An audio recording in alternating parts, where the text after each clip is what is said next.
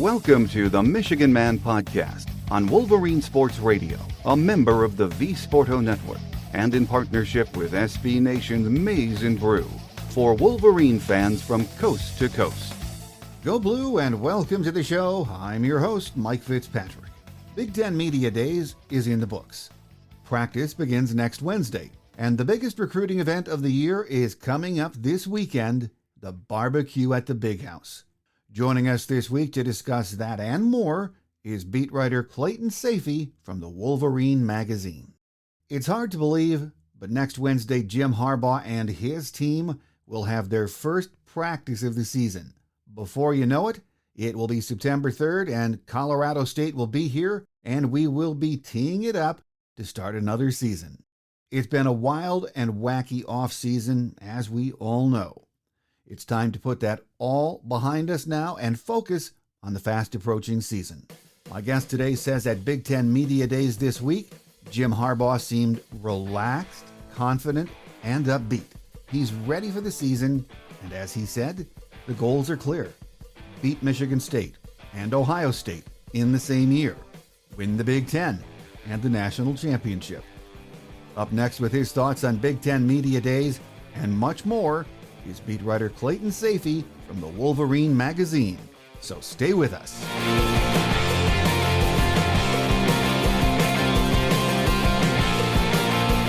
Here with us on our game day segment this week as we wrap it up for July and get ready for preview month, August, is Clayton Sayfie from the Wolverine. Great to have you back with us, Clayton. Great to be back. Football is near. Exactly. And as you and I were discussing before we hit the record button, you were in Indianapolis at B10 Media Days this week, just got back last night. We're recording on Thursday morning. It might not be the official start to college football season, but for those of us who cover the program, and I suppose a lot of fans, it sure feels like it, doesn't it? It does. It's definitely the unofficial kickoff of the season. And also, as we were talking before we recorded it, want to enjoy these last few weekends here before things get going. But when you see Jim Harbaugh and the Michigan players and Ryan Day, the Ohio State players, all the coaches and players that were brought down to Indianapolis for B10 Media Days, you can start to feel it a little bit. They're talking about their teams. Everybody's excited. Everybody's undefeated at this point in the season.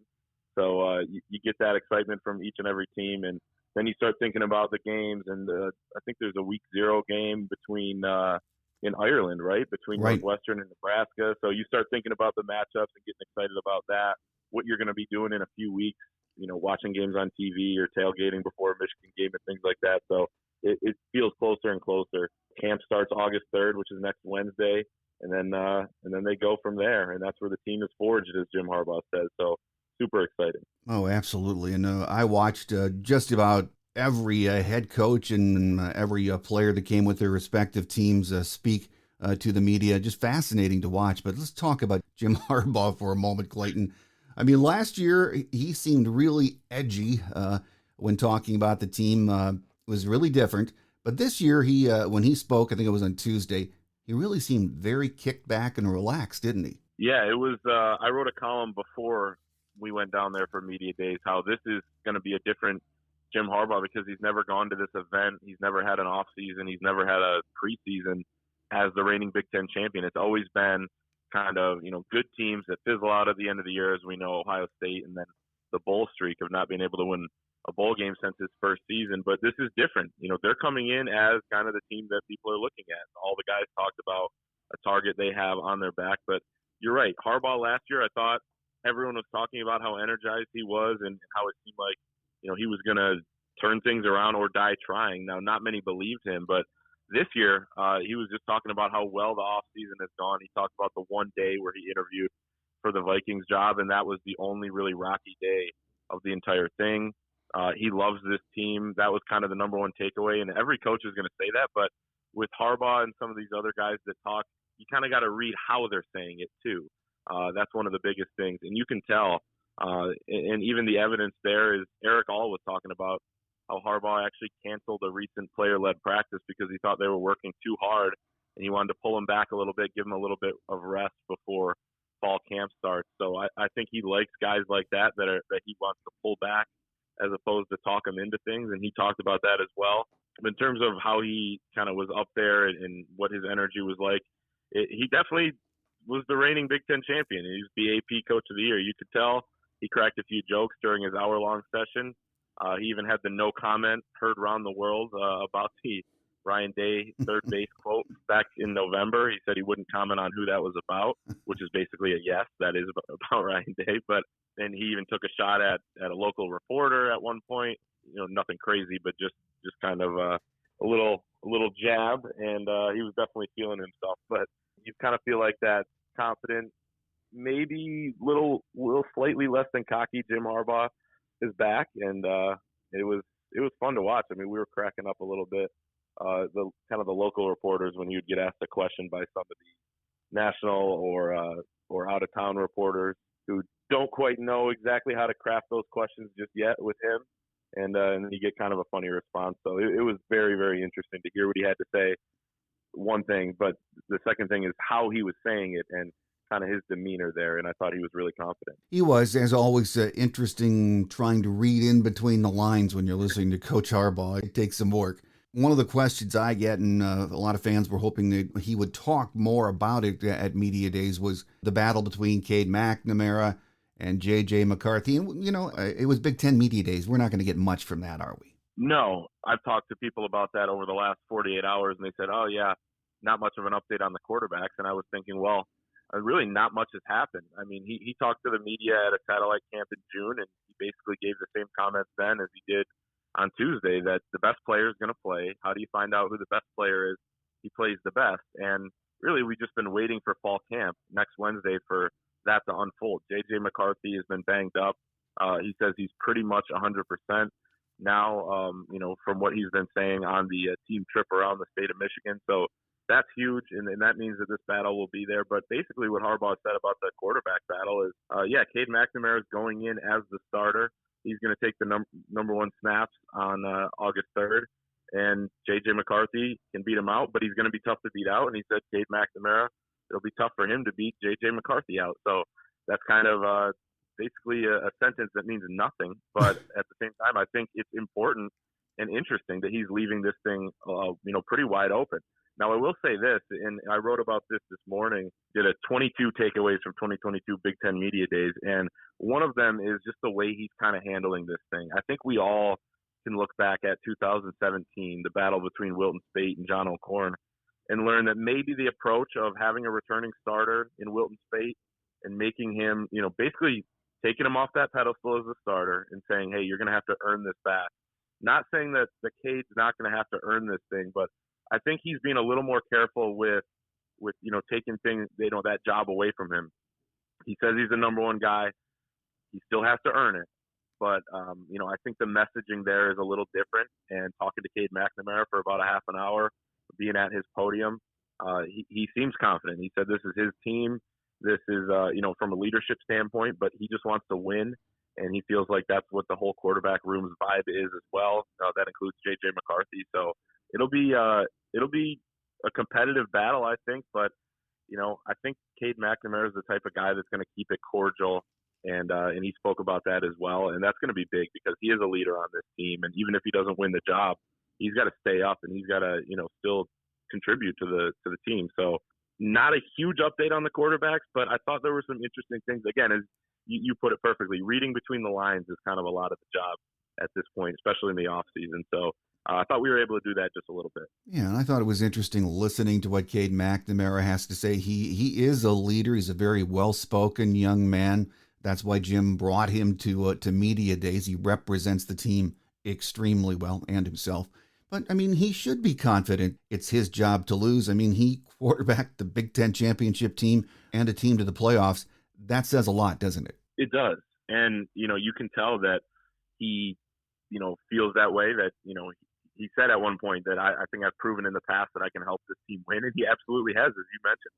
12-2 record last season. He played well in some of those big games. I know he had a lot of help from the run game, and he had a lot of help from the defense, but he played good football. Jim Harbaugh was touting the stat that over 50% of Cade McNamara's drives ended up in points last season, and really that's the number one thing that they measure when they look at a quarterback. He said J.J. McCarthy's number was up there as well, but a little harder to measure because he was coming in for a couple plays at a time or one play at a time. But you're right. And then the other takeaway from Cade McNamara and his confidence is that he's not just resting on that. I mean, he said he got to work a week or two after the season ended down in Miami, with that loss to Georgia.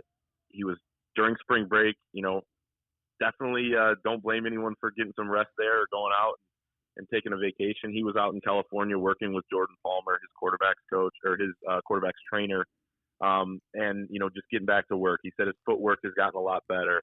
He said his accuracy has improved. And interesting nugget on that with Jordan Palmer, who's Carson Palmer's brother.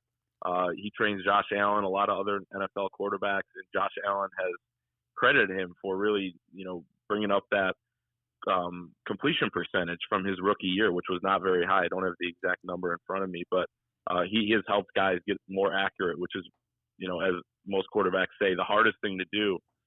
Cade came in last year, was pretty accurate, 64.2%, but I think we could see that go up this year. But the point is, he's improving too. Cade McNamara is going to get better too. I'm not ruling out J.J. McCarthy, and I love that kid and what he brings to the table, but Cade McNamara is, only 21 years old or something like that. He's getting better himself, and I think he knows that he can't just sit back and rest on what happened last season.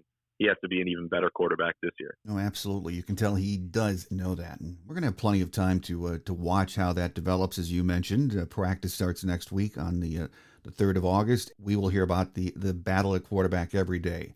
A lot of interesting discussions this past week, or these 2 days of Big Ten Media Days. And you mentioned you wrote a piece with 22 takeaways that stood out to you during the Big Ten Media Days. Talk about some of those that were up there. Yeah, so first of all, I've backed myself into a corner because if I'm doing this in 20 years and I got to write 42 takeaways, I think that's going to be a tough task. But, we already hit on a few, but I think one of the top ones I had was, how in the past, and let's go back to Jim Harbaugh's introductory press conference, December 30th, 2014, people asked what the goals were, what the expectations were, and he just said, we have great expectations. We're going to have great expectations for the first team meeting, all that stuff. He wouldn't put a number on anything. He wouldn't talk about any championships. Remember Brady Hoke always talking about the Big Ten championship. But now that, and this started a little bit last season where Harbaugh was just, we're going to be a little more transparent. You could tell that was going to be kind of his, his MO. And, it was interesting. Someone asked about his goals, and flat out, he said, our goals are to beat Ohio State and Michigan State in the same year, win the Big Ten championship, and win the national championship. Those are the 4 goals. And I think people like to hear that about Michigan State. Obviously, they haven't beaten them since 2019.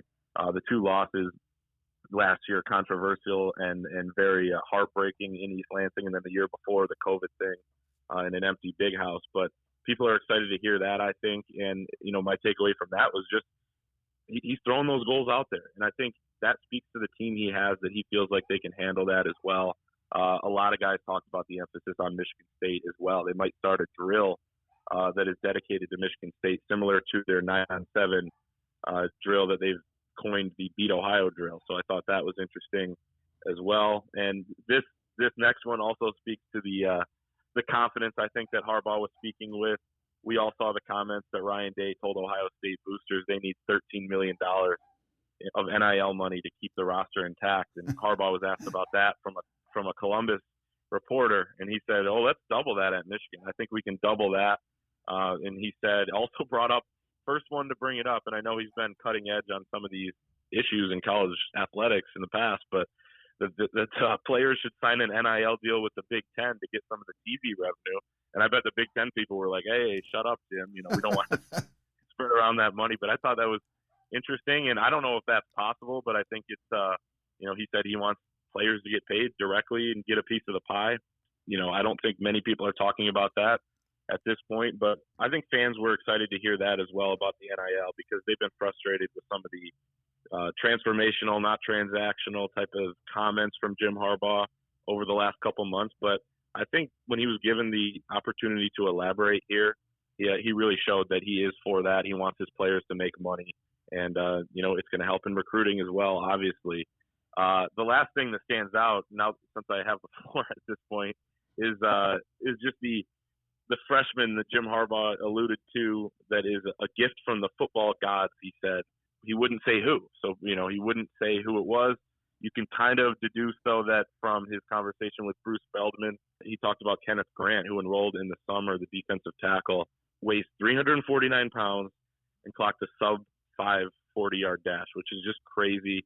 He'll probably be on that Bruce Feldman freaks list when it comes out in a couple of weeks. I think Kenneth Grant is an underrated recruit that they were able to bring in. They got out of Merrillville, Indiana, and maybe he could play right away. But I think he really likes this class that is coming in and the last couple classes that they brought in. But I thought that was worth noting as well, that they have a freak in the making. Probably Kenneth Grant, I assume he was referring to with that. A lot of discussion about NIL expansion in the last 2 days at Big Ten Media Days.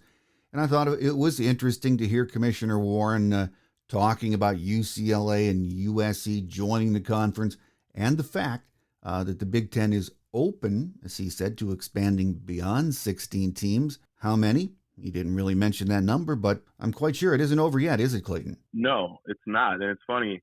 He said that and, said that they're not going to rush any expansion. And then I think later that day, Dennis Dodd from CBS Sports comes out with a report that the Big Ten is now eyeing Oregon, Washington, Stanford, and Cal to join. So that'd be 6 West Coast teams. And Dennis, saw him around the other day. He was down there probably gathering intel for that very report throughout the last couple of days. And that's interesting. I mean, me, from a personal standpoint, not that anyone cares what I believe, but, kind of don't love it. But at the same time, things are moving this way. And once last year, about a year ago to the day almost, that Texas and Oklahoma announced that they were joining the SEC in a couple of years, that's when stuff got real, where then it's all about money now and it's all about TV contracts. Again, I don't love it, but this is the way things are going. It doesn't surprise me. I think the Big Ten is going to get to 20 teams, and if those are the 4, could be worse, I guess. Notre Dame obviously is a team that they're going to watch closely, and if they decide to re-up with NBC themselves and stay independent, or whether they're going to join a conference, nobody knows at this point. But I think that would be one domino to fall, their decision. And then if not, we could see some more West Coast teams in here, and the scheduling gets interesting with pods and things like that. So there's a lot to look out for on the horizon in college football. Something else Commissioner Warren mentioned was that he was 100%, he said, in favor of expanding the playoffs. And he really didn't get into, at least I didn't hear him get into numbers on how many teams he would like to see in the playoffs. But I think it's clear with him even saying that the Big Ten is going to be at the forefront in helping shape how many teams are in the playoff, aren't they? Yeah, and I think the Big Ten is going to have a seat at the table no matter what. It's kind of funny, I was saying this when all this stuff was going down, a month ago, that, man, we can hate this thing or love it, the fact that the conferences are kind of going away to an extent, traditionally. But if you're a Michigan fan, you should have a sense of comfort in you're in the conference that's taking other teams. You're in the conference that is building a quote-unquote super conference, and you're not in one of the ones where all the teams are going away and they're joining. Now, Michigan has a big enough brand where I think they'd be fine no matter what, but you take some comfort in the fact that you're in the Big Ten right now. When you look at the realignment, it's going to be really interesting to see. But when it comes to college football expansion, I think it's got to happen. I think it's long overdue, and I think it probably will happen when there's this much money at stake, and that's kind of where things are going. Then I think we're going to see it probably at 8 or 16 at some point, and that makes it interesting for a team like Notre Dame to do the super conference and say, hey, you either join one or you're going to be left out. That would force their hand, of course, and that would make things really interesting. But I think we'll probably see that as once the dust settles on who's going to be where in what conference, then we're going to see the playoff expand, in my opinion.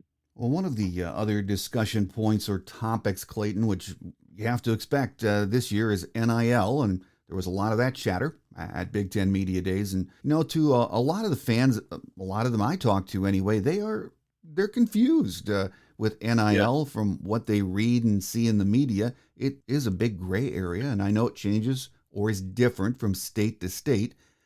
Jim thinks the Big Ten can claim a leadership role, he mentioned, in NIL. I sort of fall in line with what I heard Coach Ferentz say. He says, hey, there are no rules when it comes to NIL, if we're being honest. And I think his concerns are shared by really probably the majority in college football, aren't they? Yeah, and you heard Lane Kiffin talking about it last week at SEC Media Days. and some other coaches throughout the country. Now, the SEC, I don't think many of those teams played by the rules as they were. Now there are new rules, and there are rules, but it doesn't seem like anything's being enforced. So I think people are kind of using NIL as an excuse to use PFP, pay for play, and you're seeing that with recruiting inducements. And I respect Michigan's stance on that, not wanting to get into that, but at the same time, you have to keep up. You don't want to go away in terms of being a national power, or, especially when it comes to recruiting, because that's obviously the lifeblood of a college football program. So Michigan's getting organized from their standpoint. You hear things about the Champions Collective, which was started by Valiant Management and a group of boosters that are trying their best to get the current players paid, and then you get the proof out to the recruits.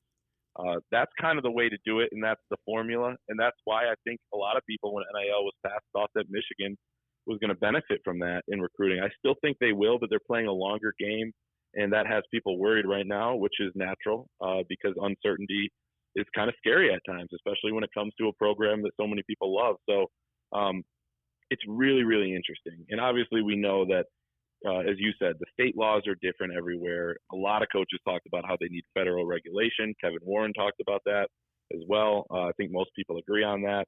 And then, there's also the fact that different programs run their programs differently. And the South and places like Ohio State that are football factories, to be completely honest, are going to operate differently than Michigan or Northwestern or Iowa, as you mentioned with Kirk Ferentz. So that makes it so uneven in terms of what's going on. Nobody knows exactly what they can and can't do. And a lot of programs have taken the liberty there to say, well, nobody knows what we can't do, so let's just do basically whatever we want. And it's gotten quite messy, as you know, with, you hear some of these stories about kids that are leaning one way and go the other way. So I think a lot of coaches want this thing to get cleaned up, but I don't think anyone really knows exactly how that's going to happen. No, I don't think they do either. There's a lot of discussion out there about it, and a lot of concern from Michigan fans. We talked about, or you mentioned recruiting.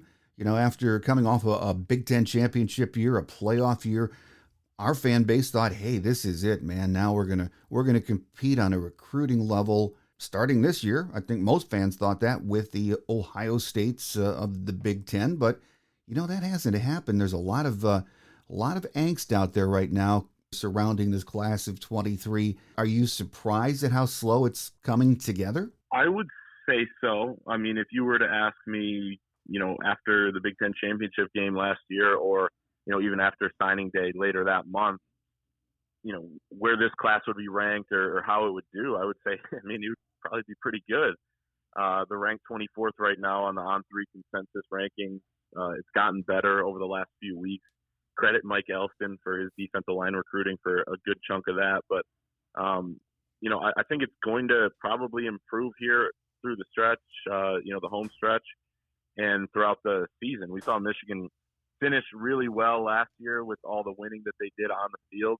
But you're right, it's gotten tougher. And I think there are two factors basically at play, is that you had a 6-week stretch in January and into February that Jim Harbaugh was, not shooting down any NFL rumors. In fact, the reason for that is because he was very interested and wanted the Vikings job, went and interviewed for them. That's going to stall recruiting no matter how you spin it. And I think, he would probably say it was worth it because he was doing what he wanted. But at the same time, that's just the reality of it. Now, the second thing I think is NIL, something we've talked about where,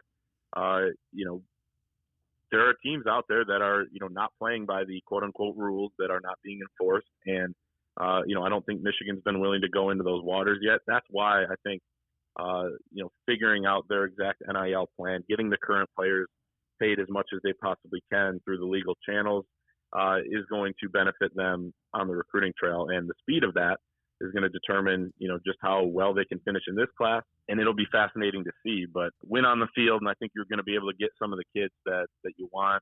And, they still got about half the class to fill. So there's a long ways to go too. The one thing, or the two names that just sort of drive people over the edge in this in this cycle and in next year's cycle, is that you lost Dante Moore, a Detroit quarterback from King, and then C.J. Carr.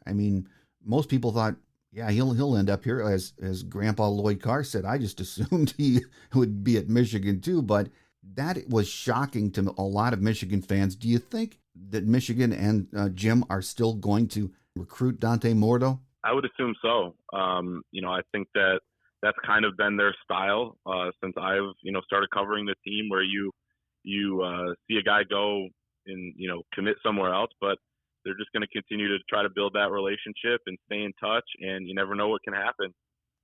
You never know what Oregon's going to do this season. Michigan could have another outstanding season, and Dante Moore could say, "Hey, I want to stay home," and things are more simple.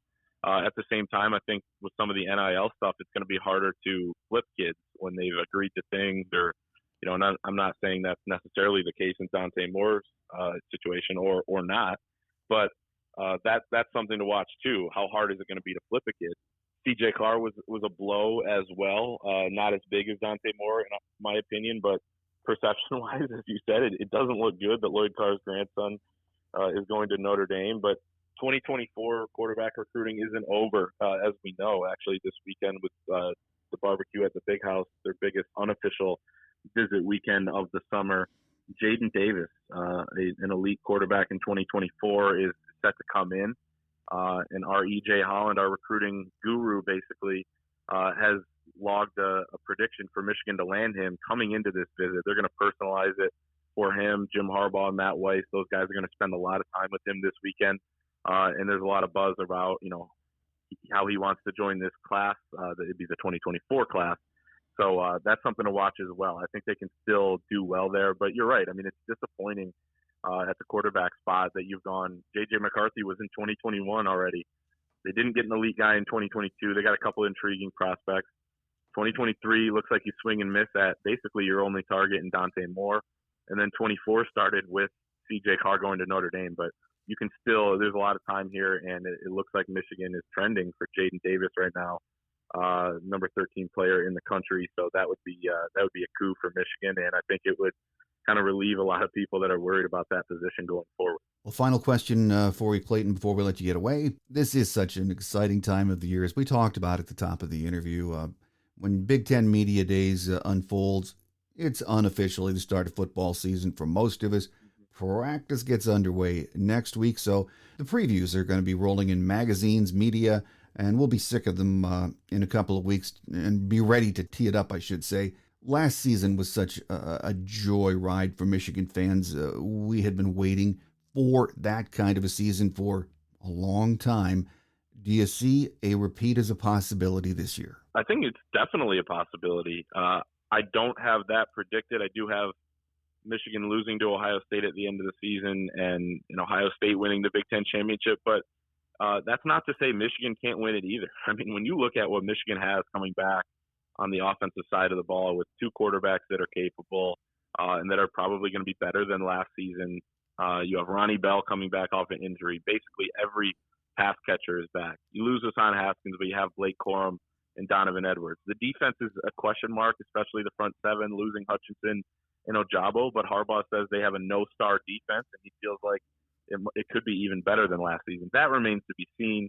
It didn't surprise me he said that, but at the same time, we need to see that play out. Michigan has a ton of talent on that team. I really like this coaching staff and what he was able to put together starting last year when he made all those changes. There's no question that the schedule sets up pretty nicely. I was talking to Phil Steele a couple weeks ago, and he said if they win that Iowa game on October 1st, he thinks they're undefeated heading down to Columbus. You never know what can happen in a game like that. It's not going to be easy to win, but I don't think they're asking for that. They just need one Saturday afternoon again, and we'll see what happens. But I think a repeat is definitely a possibility. This team could be right back there at the Big Ten championship next season. Ohio State has a lot coming back too. That scares me a little bit. And you still got to win all the other games too.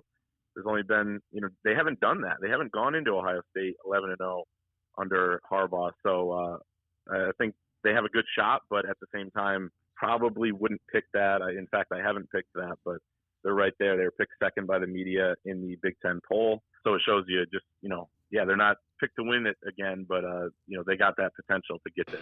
Well, as we mentioned, in the next couple of weeks, we'll be starting the previews, and we can't wait, and just about a month away from teeing it up. So it is going to be fun, and let's get it here. That's the way I'm sort of looking at it. Here with us on a program this week on our Game Day segment has been Clayton Sayfie from the Wolverine. Clayton, always a pleasure having you on the show. You're very generous with your time, and we look forward to getting you back during the season and talking Michigan football. Looking forward to it. Thanks for having me.